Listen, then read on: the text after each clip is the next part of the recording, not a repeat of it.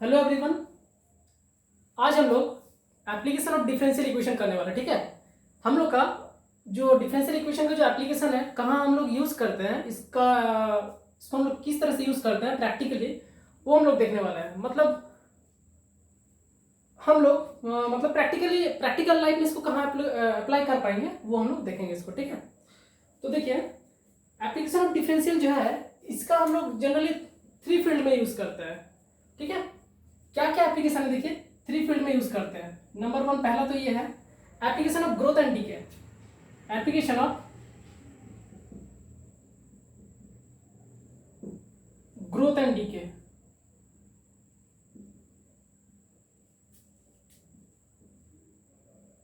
देखिए growth and decay हुआ। दूसरा एप्लीकेशन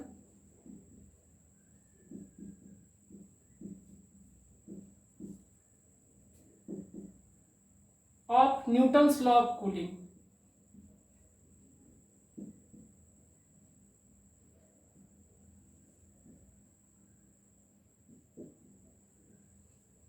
ठीक है ना, application of Newton law of cooling. अब तीसरा एप्लीकेशन क्या है हम लोग का, application on coordinate geometry. Application of coordinate geometry, application of, actually यहाँ पे हम लोग ऑन लिखेंगे। ठीक है, थोड़ा इंग्लिश वीक होने के चलते आप लोग थोड़ा मैनेज कीजिएगा, क्योंकि मेरा इंग्लिश उतना अच्छा है नहीं, बहुत ही शर्म की बात है, पर मैं कोशिश कर रहा हूँ इसको जल्दी ठीक करूँगा। ठीक है, चलिए आपको और शिकायत का मौका मैं नहीं दूंगा। अंग्रेजी में जल्दी ही सुधार करने वाला हूँ, कोशिश कर रहा हूँ सुधारने की, तो उसके लिए मुझे क्षमा कीजिएगा। एप्लीकेशन ऑन क्या है, चलिए आगे बढ़ते हैं। Application on coordinate geometry.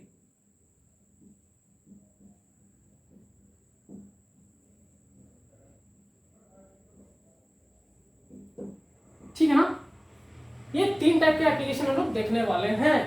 चलिए देखते हैं क्या होता है। बहुत ही शानदार और जोरदार शुरुआत करते हुए हम लोग ये देखने वाले हैं ग्रोथ एंड डीके का मतलब क्या है, what is growth and what is decay. ठीक है, मान लीजिए आजकल तो हम लोग का पॉपुलेशन बहुत ही जोरों शोरों से बढ़ा चल रहा है ना, बढ़ रहा है, तो इसको ही हम लोग एक कारण बोल रहे हैं, इसको एक ग्रोथ का एग्जांपल में हम लोग देख सकते हैं। ठीक है ना, पॉपुलेशन डे बाय डे क्या हो रहा है, इंक्रीज हो रहा है।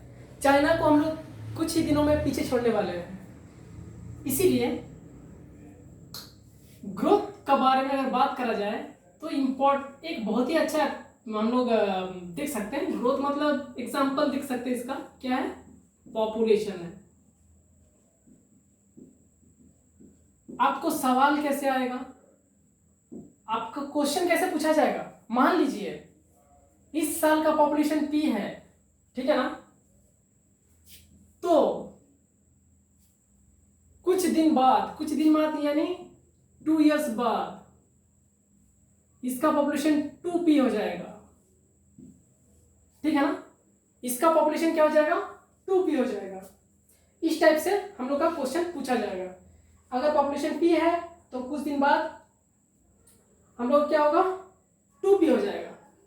p है तो 2p होगा, और वो अगर 2p हुआ तो क्या हो जाएगा, कितने साल में हुआ, ये हम लोग को निकालने बोल दिया जाएगा। ठीक है, या फिर हम लोग को बोल दिया जाएगा 2 ईयर में ये कितने टाइम्स हो जाएंगे।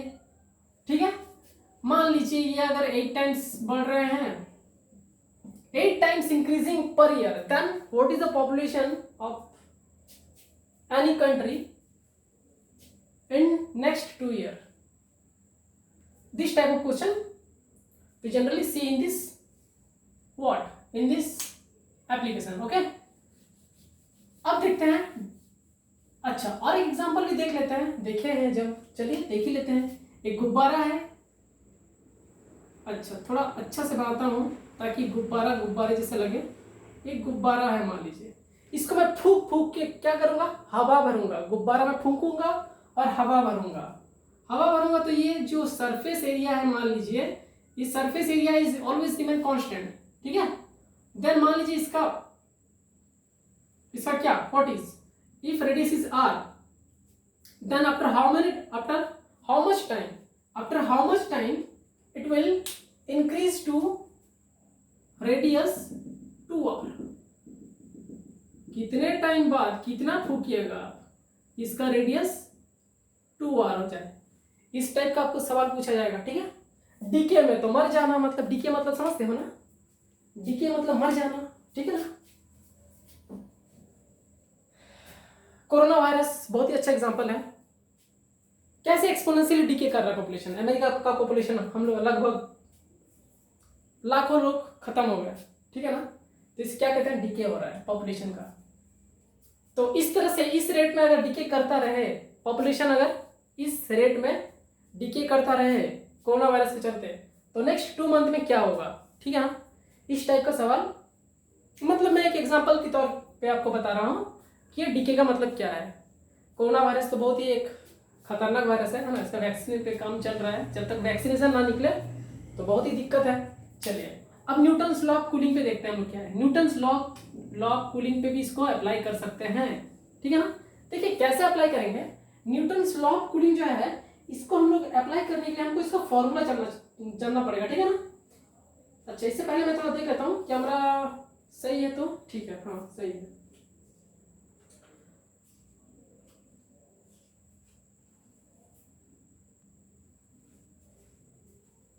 न्यूटन्स लॉ ऑफ कूलिंग, ठीक है ना। इसका देखिए क्या होगा, क्या है, मान लीजिए एक बॉडी है, एक बॉडी है, इसको हम सराउंडिंग पे रख दिए हैं, इसको हम सराउंडिंग पे रख दिए हैं। इसका टेम्परेचर मान लीजिए क्या किए, इसको गर्म किए हम, तवा में हम गर्म किए, ठीक है, कहीं भी गर्म कर लो, जरूरी नहीं है तवा में, गर्म करके आप सराउंडिंग में रख दो। तो ये जो सराउंडिंग का टेम्परेचर है, इस ये तो टेम्परेचर ऑफ सराउंडिंग तो रिमेन कांस्टेंट है, मतलब टीएस, ये तो हम लोग का कांस्टेंट है बाबा, मतलब इनिशियली हम लोग का कांस्टेंट है, कल भले ही अलग हो जाए लेकिन अभी के लिए क्या है, कांस्टेंट है। 2 दिन बाद 3 दिन बाद का मैं बात नहीं कर रहा हूँ, मैं पहले फिलहाल इंस्टेंट का बात कर रहा हूँ। अभी अगर टीएस है तो टीएस ही रहने वाला है, चेंजेस नहीं होगा। लेकिन इसको तवा में गर्म करने के बाद, जैसे कि रोटी को मैं तवा में से निकालता हूँ तो क्या रहता है, गर्म रहता है। फिर ये क्या होता है, इसका टेम्परेचर डिक्रीज होता है, मतलब temperature of body, how temperature of body is decrease proportionally, ठीक है। How temperature of body means dt by dt with respect to time, how temperature of the body means decrease with respect to time is directly proportional to the temperature difference between the surrounding and this roti, ठीक है। ये रोटी का temperature और ये surrounding का temperature का difference जो होगा उसी को हम लोग प्रोपोर्शनल कर देंगे, मतलब T माइनस एस। समझ में आ गया आप लोगों को, रोटी का टेम्परेचर और सराउंडिंग का टेम्परेचर का बीच का जो डिफरेंस होगा, मतलब दोनों का टेम्परेचर का जो डिफरेंस हो, टेम्परेचर डिफरेंस जो होगा बॉडी और सराउंडिंग का, वो डायरेक्टली प्रोपोर्शनल किससे होगा, dt by dt means T is the temperature of body, ये T हम लोग का टेम्परेचर ऑफ बॉडी है और ये T है time, with respect to time अगर डिफरेंशिएट करेंगे तो ये क्या होगा, प्रोपोर्शनल होगा, किसका, टेम्परेचर डिफरेंस का प्रोपोर्शनल होगा। बस मैं आपको यही बताना चाहता हूँ, ठीक है। और कोऑर्डिनेट ज्योमेट्री में देख लीजिए क्या होगा। कोऑर्डिनेट ज्योमेट्री में जनरली आपको क्या निकालने बोलेगा, स्लोप निकालने बोल दिया जाएगा, ठीक है ना, स्लोप निकालने बोल दिया जाएगा।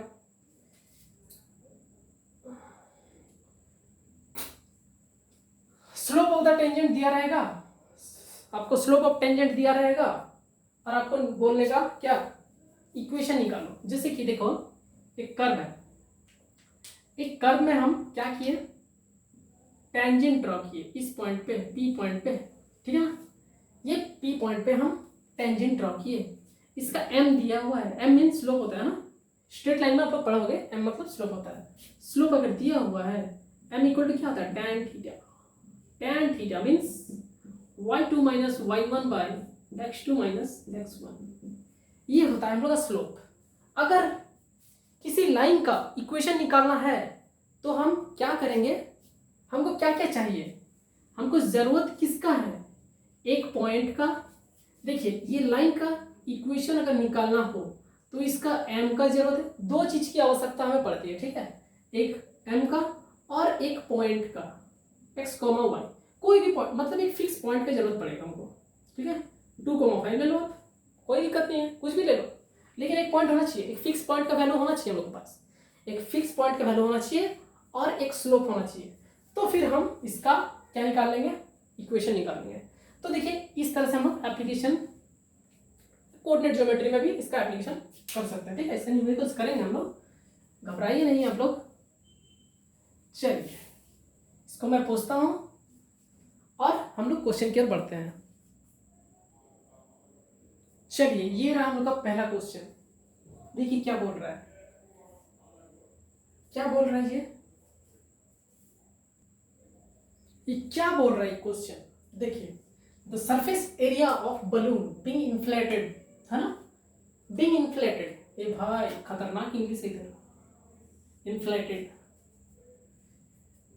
अब surface area of balloon being inflated change at constant rate if initially its radius is 3 unit।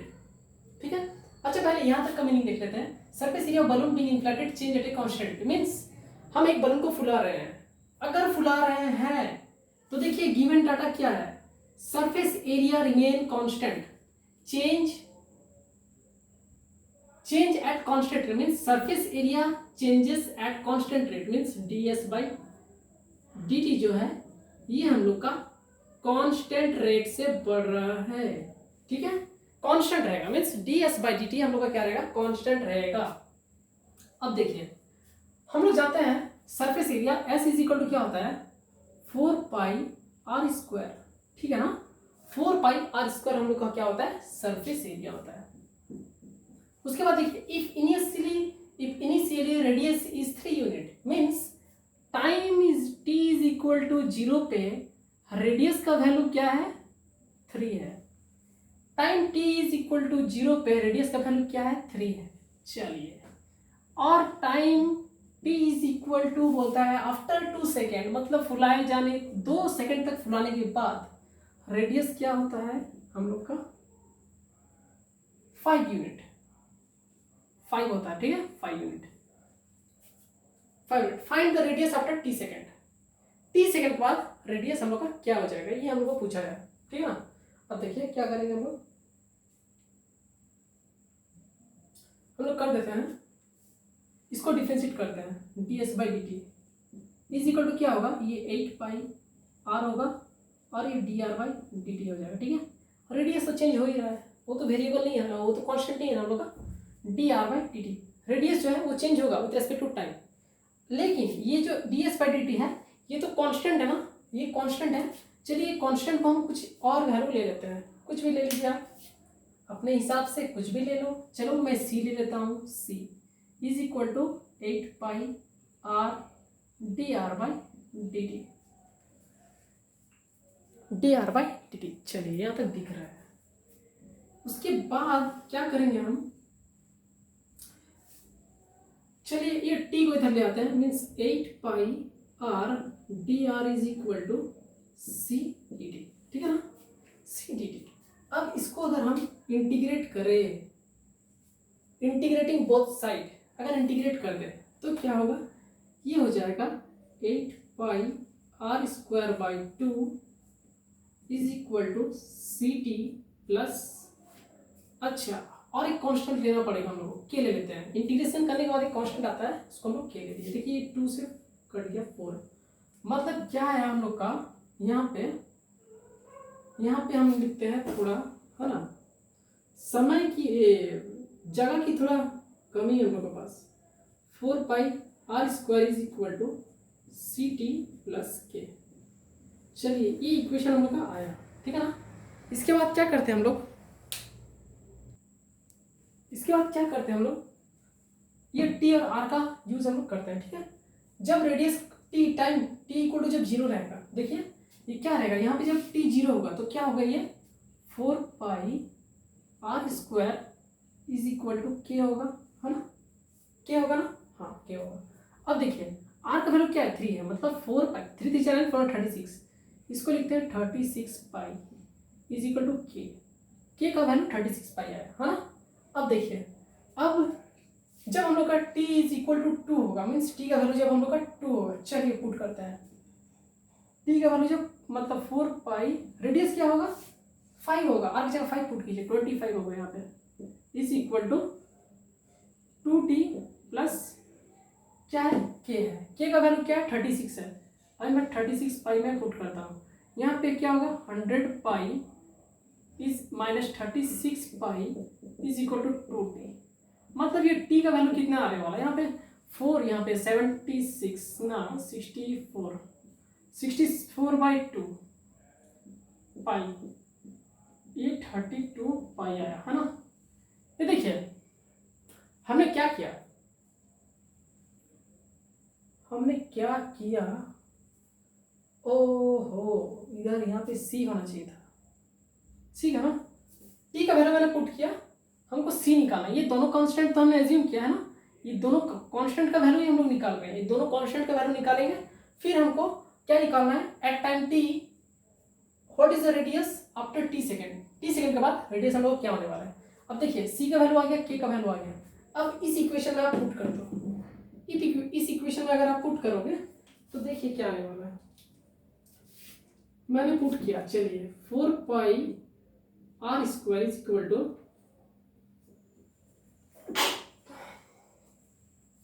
4 pi r square is equal to c का वैल्यू क्या है 32 पाई प्लस के का वैल्यू क्या है 36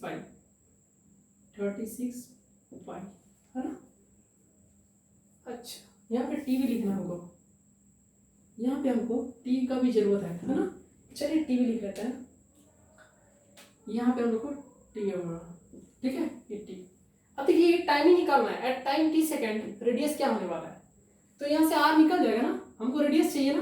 what is the radius means R square is equal to होगा इधर, पाई को आप कॉमन निकाल लो, ये 32 टी प्लस 1 बाय 4 पाई 4 प्लस 1। ओह थोड़ा मिटा लेते हैं, ठीक है ना, थोड़ा दिक्कत है, इसको मिटा लेते हैं तो कंफ्यूजन होगा। इसको इसका जरूरत है नहीं हम लोग को, इसको हमने मिटाया। चलिए पुट करने के बाद आया 4 pi r square is equal, यहाँ से आप कॉमन निकाल लीजिए, पाई को कॉमन निकालिए 32 टी प्लस 36, ये पाई कैंसिल हो, देखिए तो आर स्क्वायर इक्वल टू क्या होगा, इधर 80 हो जाएगा प्लस 9 होगा, ठीक है ना, ये 4 से कैंसिल किया इसको, तो आर इज इक्वल टू क्या हो गया 80 प्लस 9 रूट अंडर। हम लोगों को रेडियस का जरूरत था जो हमने निकाल लिया है, ये देखिए रेडियस, ये रेडियस हम लोग निकाल लिया, ठीक है ना। इसी तरह से हम लोग क्या करेंगे, ग्रोथ एंड डिके का प्रॉब्लम करेंगे। इसमें क्या था, ग्रोथ का प्रॉब्लम था, कैसे हम लोग इंक्रीज कर रहे थे, ठीक है ना। चलिए हम लोग नेक्स्ट क्वेश्चन है, the temperature T of A cooling object drop eight a rate proportional to the difference T minus S, where S is a constant temperature of surrounding medium. If initially T is equal to 150 degrees C. What does it mean? If T is equal to 150 degrees C initially means at time T is equal to 0. When time T is equal to 0, the temperature of the medium, surrounding medium, the temperature of the surrounding the temperature of the object, cooling object, okay, is 150 degrees C at T is equal to 0. Find the temperature of the cooling object at any time T. What we have to find? We have to find the temperature of the cooling object after time T, how far it will drop its temperature, okay. We have to find the temperature, final temperature of that cooling object. Let's start. What is our final initial step? Our initial procedure is to write the equation first for the Newton law of cooling. Newton law of cooling, the equation of Newton law of cooling state that the temperature difference means the rate of change of temperature means dt by dt is equal to k times T minus S. The temperature difference of the body and the surrounding, this is our equation, okay. मतलब see dt by dt, ये जो t है ये क्या है, हम लोग का टेम्परेचर ऑफ द बॉडी है, कोई भी बॉडी, वो जो रोटी का मैंने एग्जांपल दिया था, और रोटी का टेम्परेचर t है ना। जब हम उसको तवा से निकाले और कहाँ रखे, सराउंडिंग में रखे है ना, इनिशियली था 150 degree C, time T equal to 0 जब मैंने निकाला तवा से, उस टाइम टी इक्वल टू 0 पे जब निकाला, उसके बाद हम लोग को टेम्परेचर डिफरेंस लेना पड़ेगा किसका, उस रोटी का और सराउंडिंग का, ठीक है ना। ये हम लोग का इक्वेशन है। देखिए अब हमको बोला है कि ऑब्जेक्ट का जो टेम्परेचर है वो हम लोग को ड्रॉप कर रहा है, इसीलिए हमको यहाँ पे नेगेटिव साइन का यूज करना पड़ेगा। Temperature will drop, hence we use negative sign in front of k. Okay, now what is our next procedure? We have to first arrange the equation like this, dt by t minus s, ठीक है। ये t minus s के हमने इधर लाया, कोई बहुत बड़ा काम नहीं है ये, मैंने इसको अरेंज किया। अच्छा ये k जो है माइनस k और ये dt, ठीक है ना।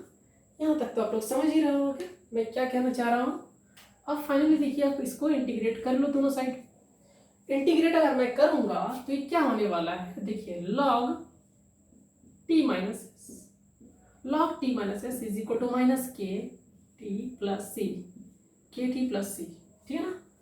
log t minus S is equal to K T minus C, ये हम लोग का क्या आया, इक्वेशन आया। अब मैं क्या करने चाह रहा हूं, देखो ध्यान से आप लोग गौर से देखिए,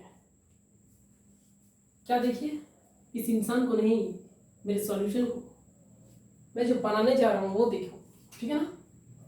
ये t इज इक्वल टू क्या है 150 degree C, at time t is equal to 0, at time t equal to 0 the temperature of that roti is equal to 150 degree C. Let's put the value of t. What we will get, log 150 degree C minus S is equal to minus the value of t is equal to 0. Initially t is 0, then we have to write plus C. Here C is equal to 150 degree C minus S is equal to C. Okay.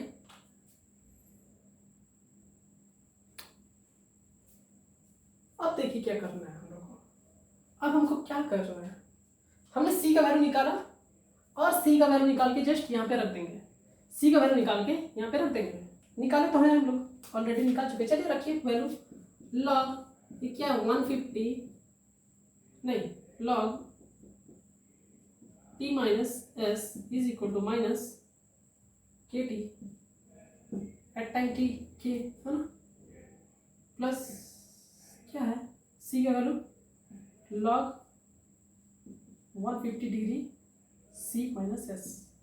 150 degree लिखो, C लिखने की क्या जरूरत है, कोई जरूरत नहीं है, तो फालतू बकवास क्यों करें, ठीक है ना। अब देखिए इसको आप इधर लेके आओ, इसको आप उधर लेके जाओ, समझे, इसको आप इधर लेके आओ, इसको आप उधर लेके जाओ, ठीक है ना। चलिए लेके चलते हैं। यहाँ पे होगा हम लोग का log 150 minus C minus log t minus S. अच्छा t माइनस एस तो हम लोग को निकालना है, तो उसको नहीं ले सकते हम लोग, है ना, उसको नहीं ले सकते। तो आप यहीं पे देखते हैं नीचे में दिख रहा है कि नहीं, हाँ एक लाइन तो दिख ही जाएगा। चलिए इसको मैं करता हूँ log t minus S minus log 150 minus S is equal to minus K T, ठीक है ना। ये तो दिख ही रहा होगा आप लोगों को, हाँ दिख रहा है। चलिए अब हमको क्या निकालना है, देखिए log a minus log b means क्या होगा, log a बाई बी होगा t minus S by 150 minus S, ठीक है, is equal to minus K T. अब देखिए log को अगर हम हटाएंगे, मतलब एंटी लॉग अगर लेंगे बोथ साइड, तो क्या होगा e to the power minus K T होगा। हमको टेम्परेचर डिफरेंस ही नहीं तो निकालना था, t minus S equal to क्या होगा 150 माइनस एस और ये e to the power minus K T, ठीक है ना। देखिए find the temperature of the cooling object. Cooling object का टेम्परेचर क्या था, वो जो रोटी का टेम्परेचर जो था हमने निकाला था तवा से बाहर, उसको क्या था उसका टेम्परेचर, या फिर आपने जो पकौड़ा छान के बाहर निकाला था सराउंडिंग में, उसका क्या होगा टेम्परेचर।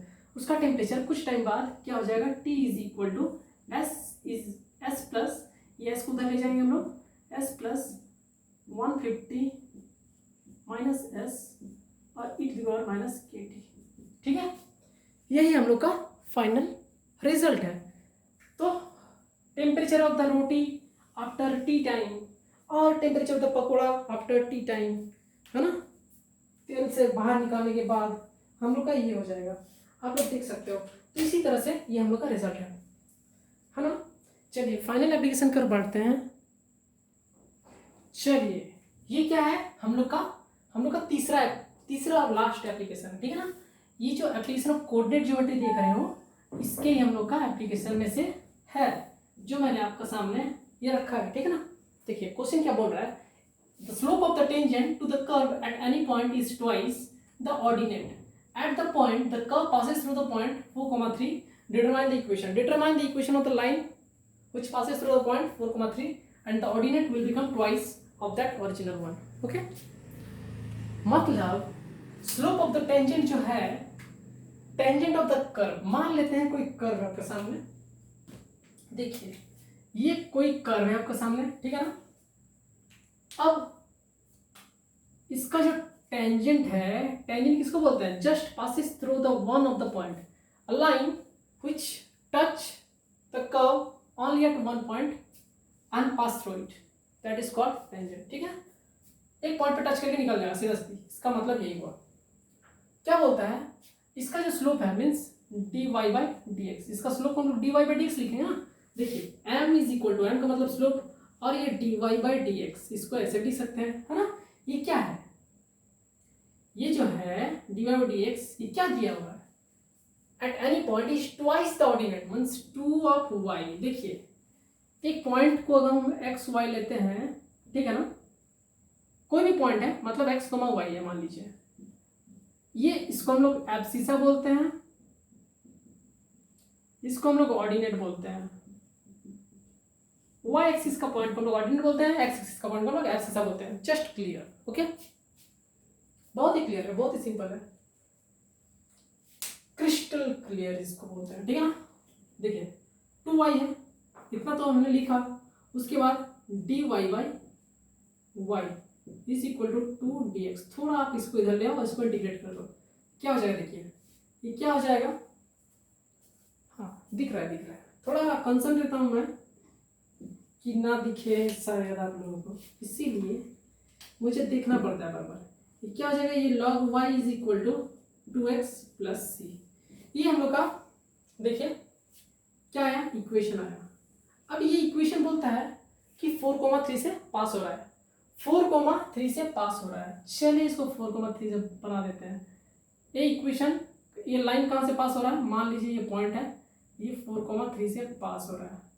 अगर 4,3 से पास हो रहा है तो ये पॉइंट को ये सेटिस्फाई करेगा, ये इक्वेशन, ठीक है ना, सेटिस्फाई करेगा मीन्स 4 और 3 का वैल्यू, x और y का वैल्यू 4 और 3 पुट कर दो, यहाँ पे x का वैल्यू 4 है, y का वैल्यू 3 है। चलिए पुट करते हैं, क्या होगा, log y मतलब 3 इज इक्वल टू 2 इंटू 4, ठीक है ना, प्लस सी, इतना तो मैंने लिखा, इतना तो आप देख रहे हो। चलो इसके बाद करते हैं, log 3 minus 8 is equal to c, इतना भी आप देख सकते हो, ठीक है ना। सी का वैल्यू मैंने निकाल लिया, बस सी का वैल्यू निकाला तो यहाँ पे आप पुट कर दो, यहाँ पे अगर पुट करूँगा तो ये क्या आएगा, ये log y is equal to 2x plus c का वैल्यू होगा log 3 माइनस 8, ठीक है ना, log 3 माइनस 8, इतना तो आने वाला है, इतना तो आने वाला है, ठीक है ना। अब तो क्या है, चलिए थोड़ा आगे देखते हैं, इसको सॉल्व करते हैं, क्या होता है, ये क्या होता है, इसको सॉल्व करेंगे तो ठीक है। ये हम लोग का log 3 है माइनस, नहीं log y है माइनस log 3 है इज इक्वल टू ये 2x माइनस 8 है ना। अब देखिए log का प्रॉपर्टी लगाइए, क्या हो जाएगा, log a बाई 3 होगा। अगर log का प्रॉपर्टी हम लोग यूज़ करेंगे तो log y बाई 3 होगा is equal to 2x minus 8, ये होगा, ठीक है ना। After using property of log we will getting this equation, we will getting this equation। अब देखिए अगर हम लोग एंटी लॉग अगर यूज़ करें बोथ साइड, अगर एंटीलॉग का अगर यूज करो बोथ साइड तो क्या होने वाला है, चलिए on applying antilog both side, on applying antilog both side, चलिए लॉग तो कैंसिल आउट हो जाएगा, y/3 होगा और यहाँ पे एक्सपोनेंट का टर्म आएगा e का पावर में 2x - 8, ये एक्सपोनेंट का टर्म आया। चलिए अब y का फाइनल वैल्यू क्या है, देखिए ये 3 को आप इधर भेज दो e का पावर में 2x - 8, ठीक है ना। ये देखिए ये रहा हमारा इक्वेशन, जो रिक्वायर्ड इक्वेशन का बात जो क्वेश्चन में हो रहा था, determine the equation, we have to find this equation. This is our final result. Okay, so we have seen that there are 3 application of differential equation and one by one we have covered. First one is growth and decay, second on the application of Newton's law of cooling, and third on the application of coordinate geometry. In this way we have taken 3 examples, so that I will try to give you the lucid example, give you lucid understanding about the concept whatever we have discussed today. It is very important topic and from the examination point of view, so keep practicing, keep learning. Thank you.